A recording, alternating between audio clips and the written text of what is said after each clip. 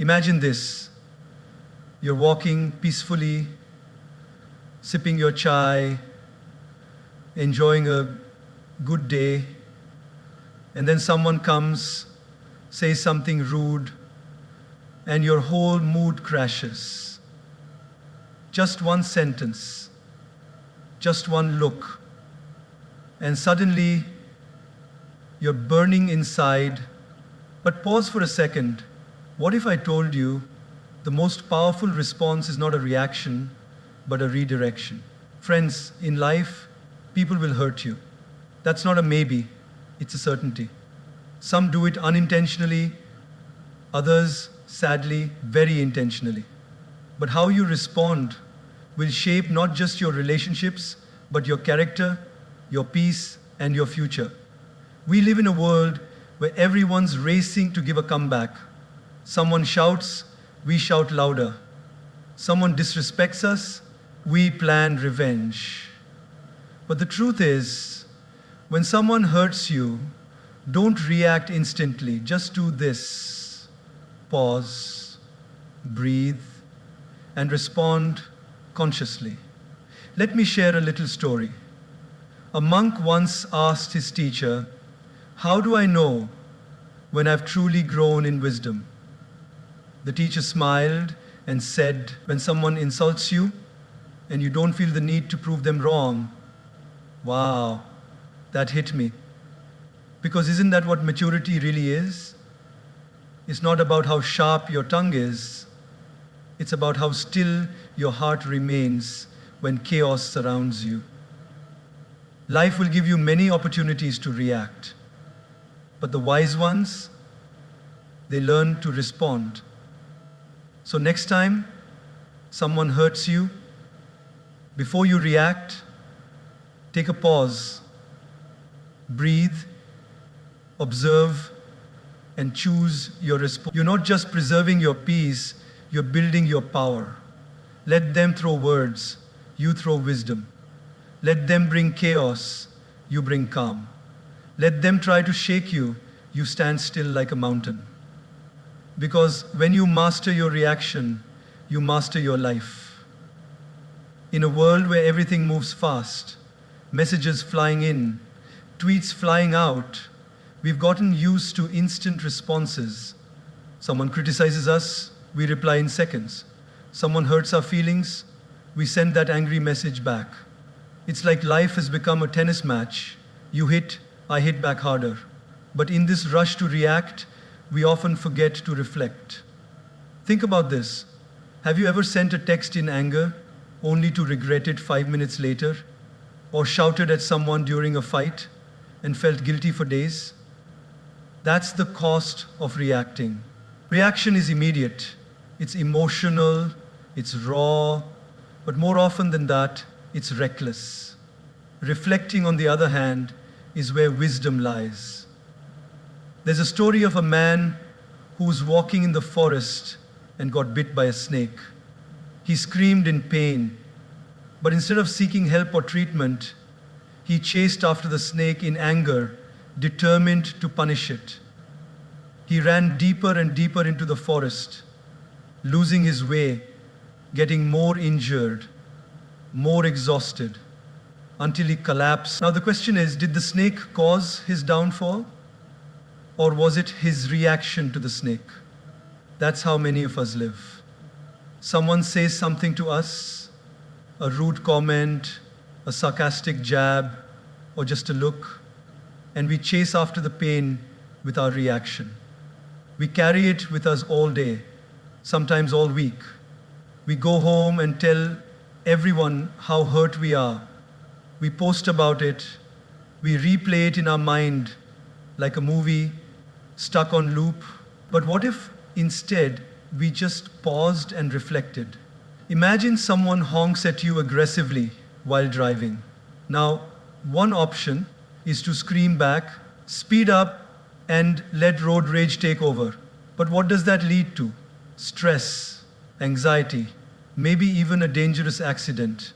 But another option is to smile softly, take a deep breath, and think, maybe they're having a bad day, maybe they're rushing to a hospital, Maybe they just lost their job.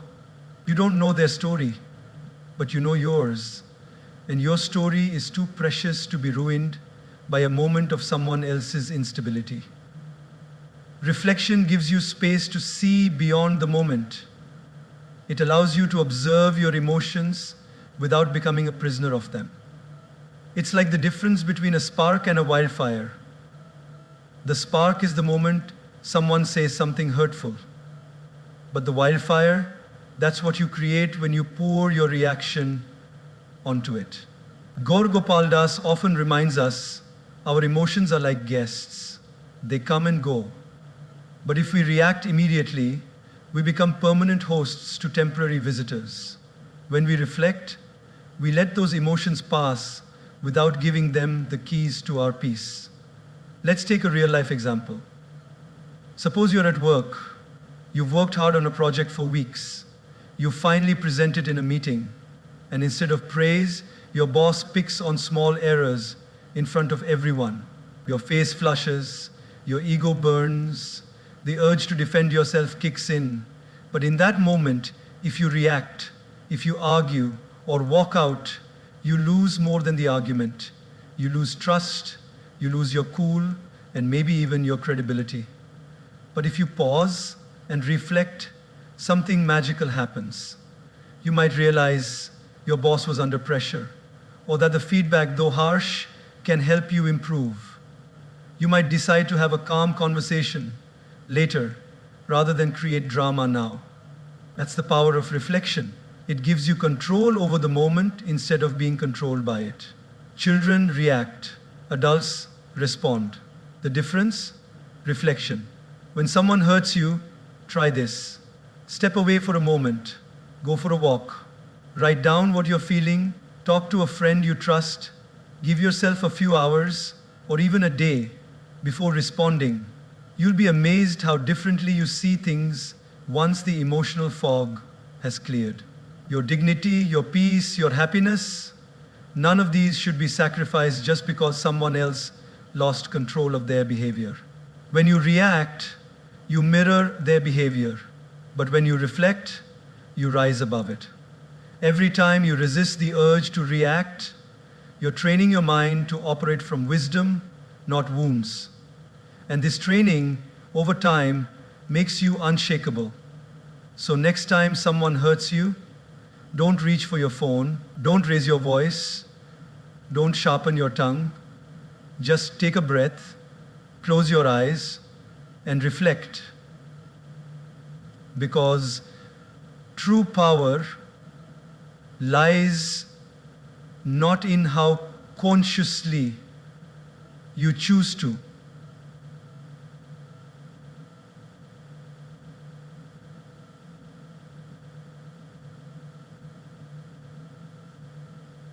don't raise your voice, don't sharpen your tongue, just take a breath, close your eyes, and reflect. Because true power lies not in how quickly you react to everything, but in how you first take a deep breath.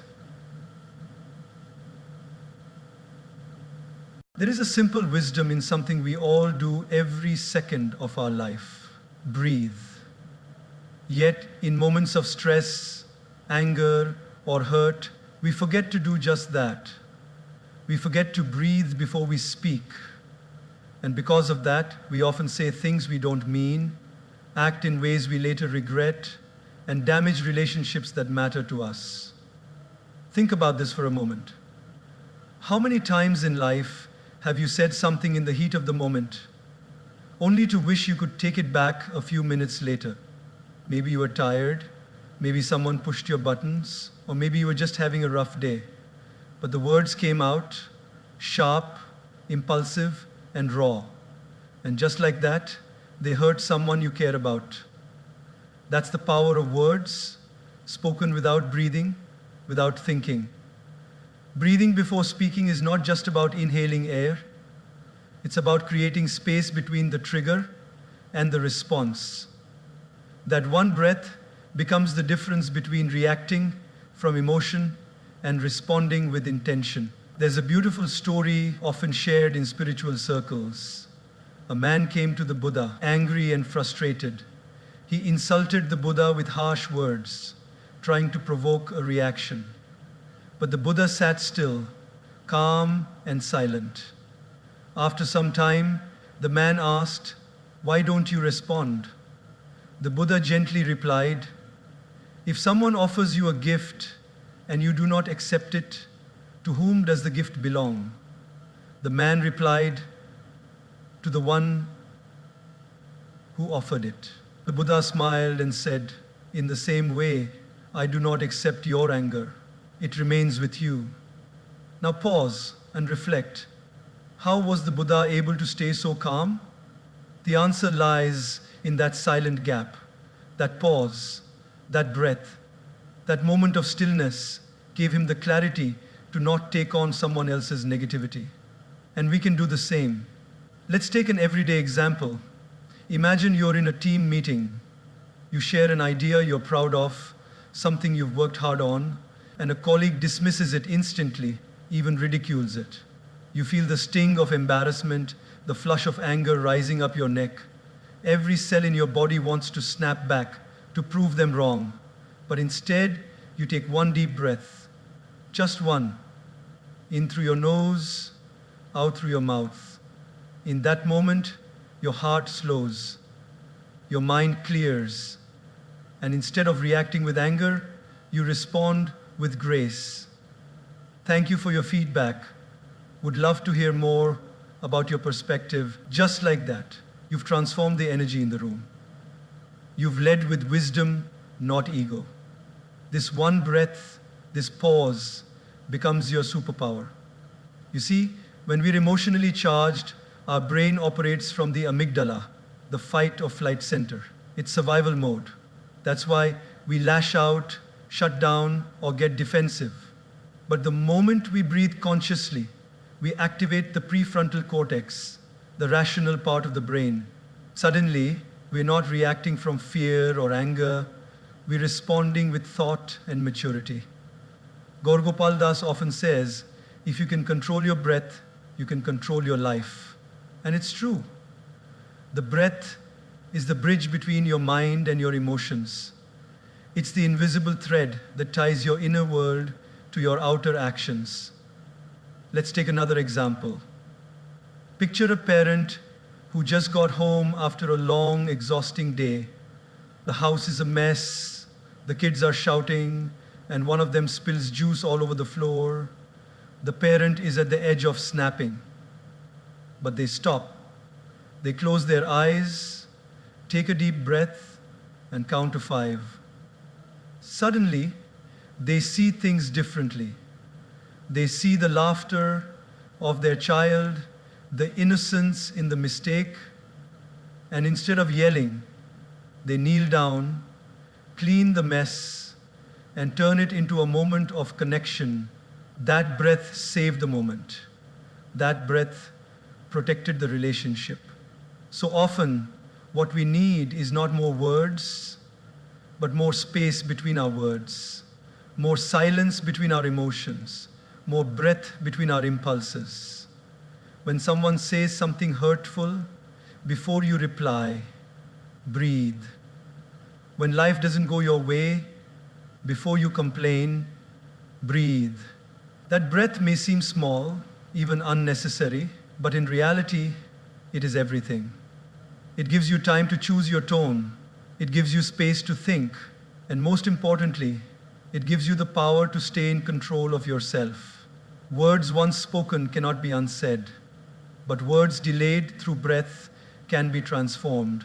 And often, silence says more than speech ever could. So let breathing become your daily practice. Before that meeting, take a breath. Before that tough conversation, take a breath. Before hitting send on that angry text, pause and breathe. You'll be amazed how much peace and power you find in just a few seconds of stillness. Because those who master their breath, master their emotions, and those who master their emotions master their lives. It's one of those statements that sounds simple, but holds a deep, transformative truth. Hurt people hurt people. It means that those who inflict pain are often the ones who are silently bleeding inside. When someone lashes out at you, mocks you, ignores you, betrays you, or treats you unfairly, it's natural to take it personally. It's human to feel offended. But the moment we look beyond their behavior and try to understand the pain behind their action, something changes in us. Our heart softens. Our reaction transforms into reflection, and instead of returning pain with more pain, we begin to respond with compassion. Picture this. You walk into a bakery, smile at the cashier, and cheerfully say, "Good morning," but she just glares at you and grumbles, "What do you want?" For a second, your pride kicks in. How rude! Who does she think she is? But then you pause. You wonder, maybe she's going through something. Perhaps she woke up to bad news. Maybe she's struggling financially. Maybe her child is unwell, or she had a fight with someone she loves. You don't know her story, but suddenly your story doesn't have to be affected by hers. So you smile and say, "Rough morning," and you see her eyes soften. That one moment of understanding changed the energy completely. This is what happens when we realize that people often project what they're going through. Many times we walk around wearing invisible wounds. A child who grows up unloved may become a teenager who bullies others in school. A man who has been betrayed may find it hard to trust. A woman who was constantly criticized might speak harshly, not out of strength, but fear. What seems like arrogance, rudeness, or coldness is often a mask for someone who has been hurt deeply and doesn't